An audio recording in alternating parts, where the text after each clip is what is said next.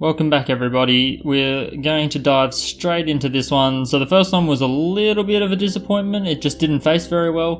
But if the curse is anything to go by, we should get an absolute cracker in the second, and this is the runner-up. It's a lot of sand, it's quite a scary cut, but we're going to try to see what we can get out of it. So you can see here it is like 80% sand, everything on this side of the line is just pure Mintabie roughness. So it's incredibly hard, it's really tough ground to find opal in, but people do, and here's a great piece. It's got some fantastic colour, we just need to pray that the sand comes out without too much of a problem. There's quite a large hit in here as well, which might have caused a fracture, which we'll find in a minute. But I will first off slice away, so diamond slicing bit, we'll go at it like that. And then we'll switch over to the diamond sintered bits and get to the surface and switch over and hopefully get a nice polished gem.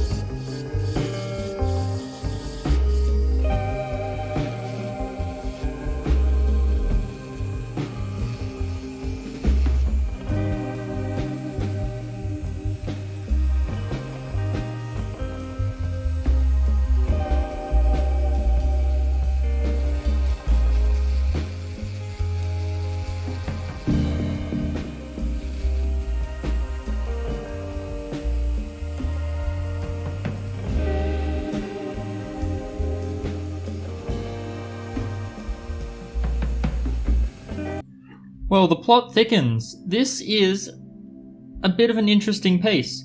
Turns out that it's cursed. I can confirm that it is cursed because when I first started recording with the diamond bit, it actually stopped recording 12 seconds in. And so you missed out on seeing the part where the end fell off. That's the end that I tried to carve at the end there and it fell apart again. But this is actually what turns out to be a bit of a shell opal. So that's why it's so thin, getting thicker towards one end. It has a lot of colour, so that's not the problem. The problem is that there's there's too little opal, really. So this I'll have to save and create a doublet. There's some amazing colour and it does seem to face quite well.